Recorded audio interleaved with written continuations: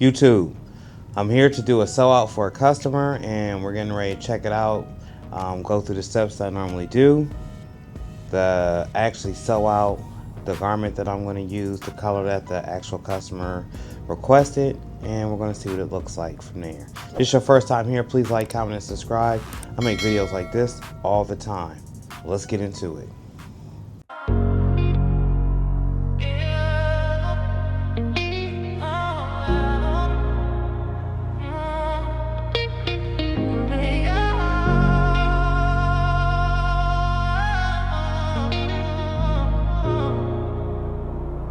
Yeah. My tees wake up with a plan and a press. Ink on his hand, still chasing progress. Custom t-shirt. So as you guys can tell, the shop has definitely moved around a little bit. It's growing. DTF is at the opposite end. I'm more closer to the door now, and this is where all of the actual embroidery machines are set up. So now they're up against the wall. Got the whiteboard up there to keep track of orders, and you can see it's from a reverse angle. If you've watched any of my videos previously, then you've seen exactly how the setup looks. It's just on the opposite side. So a sew out is essentially the embroidered file that a customer has sent to you. And here are some examples. Now these are patches, right? That have the heat and bond on the actual back of them. That's what you see here. And I had a little method that I did. I just got to cut these away so I can get them ready for the store. I got a few more too. Here's the other ones right here. And eventually I'll show you guys the whole method. I just want to make sure that I'm doing this securely right first before I actually and put it out there to the public. But what we do is we keep a bin full of scraps, all right?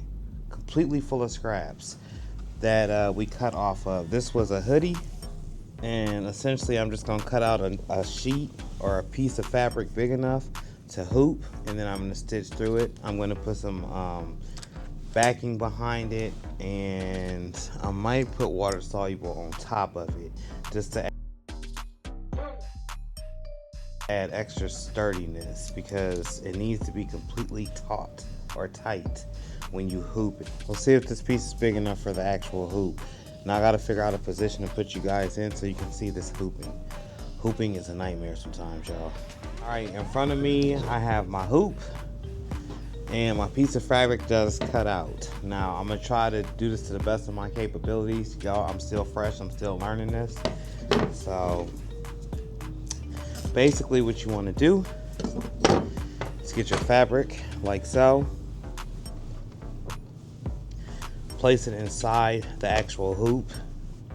I haven't figured out the perfect cut yet to make this much more easier. I haven't really, just right now I'm trying to learn my way.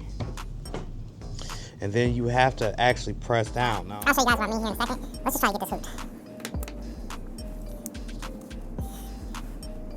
When I say it's a struggle, y'all, it's a struggle. This is the tearaway backing that I'm actually using right here. And it's pretty premium. And this is the water soluble. Now the backing actually goes on the back of the garment. This will be the front where I'm stitching. This is the actual back. And the water soluble will go on top, which I'll show you guys in the video when the machine is actually up and running. You can use some adhesive spray, but I really don't need it. This is a sew for a customer, so as long as the tension is there and it's gonna look right, that's what we're looking for. Not a bunch of wood particles. Mess around, got some wood particles on it, y'all. All right, so now with these hoops, at least I haven't found a better way to hoop or do this hooping situation, unless I'm using the Mighty Hoop. And like I said, I'm missing some parts to actually be able to utilize the Mighty Hoop. So right now it's a bust on the Mighty Hoop. So I'm gonna take this tension screw, I'm just gonna release it a little bit, not too much. You wanna keep that tension on this actual hoop. Just enough to see if I can slide it down in there.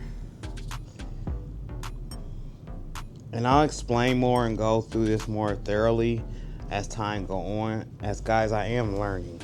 I don't know everything yet, so everything that you're getting ready to see me do will be a test of trial and error. All right, trial and error.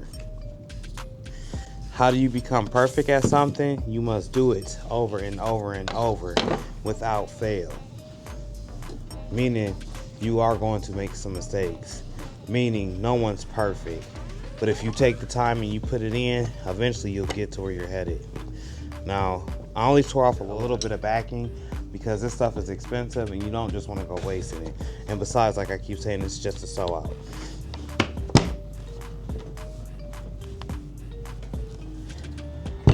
There we go.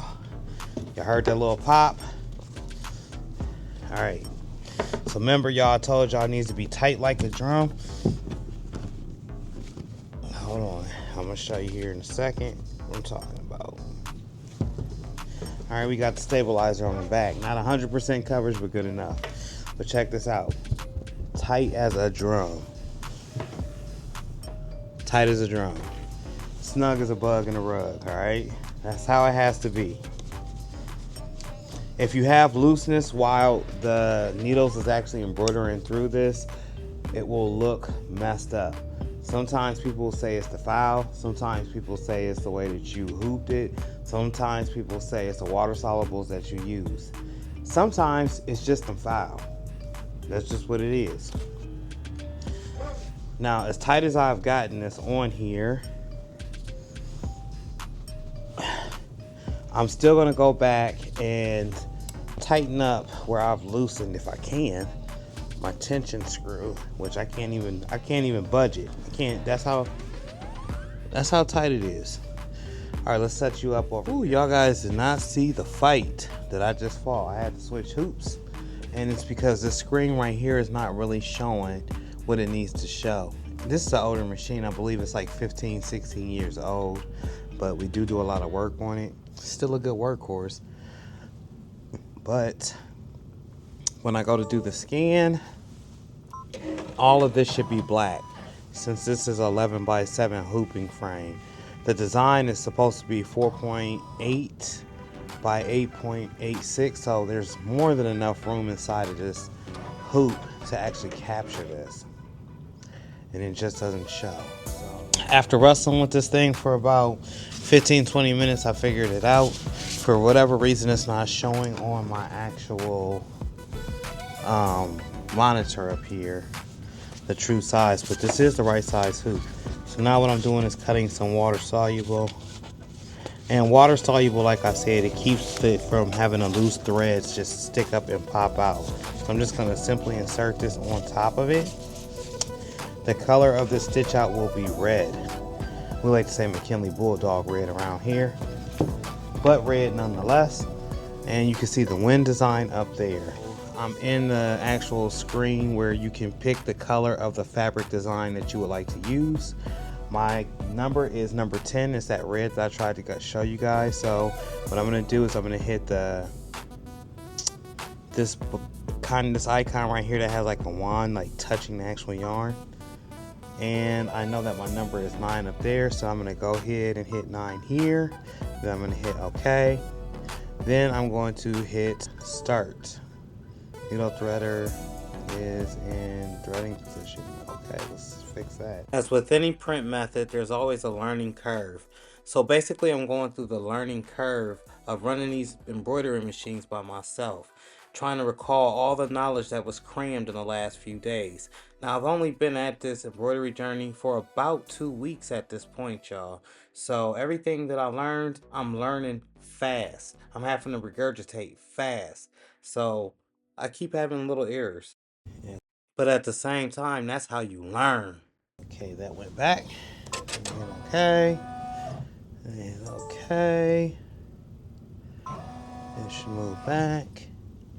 Needle threader is in position. So it's a lot of different moving parts on this, y'all. A lot of troubleshooting. It's a lot of ups and downs, a lot of variables, a lot of moving parts. So the best thing is to actually get in here and fiddle with it. You have to make sure that you're doing things right. The error I made is I was looking at number 9 while I was talking to you guys through the camera, and that's the complete wrong number. So I got to correct it. The actual number that the red yarn or the red sewing thread is on is number 10. So I'm going to press 10 up here to change it. I'm going to hit OK. Then I'm going to come back and hit lock. And then I'm going to hit start. Remember, y'all, I make the mistake so you don't have to.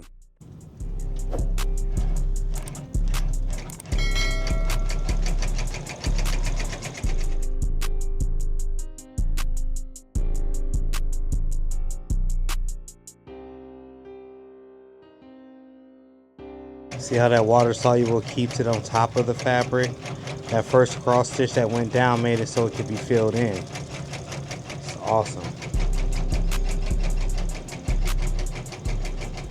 At this point, y'all, I'm proud of myself. Not only was I able to learn something, I was able to troubleshoot, fix some couple problems, dodge a couple of major errors, and get this thing ultimately running. It's kind of soothing to watch this, y'all. The total thread count for this project is 33,203 stitches. The estimated time that it will take is 57 minutes. Now this question is from my experienced embroiderers, such as A-Dub, Rachel Bias, and others. How much does somebody charge for 33,000 stitches and it taking an hour? Of course I'm going to do my research before I actually, have to rely on the video. But I just want to know from some of the experts out there, please weigh in and tell me how much would you charge for 33,000 stitches?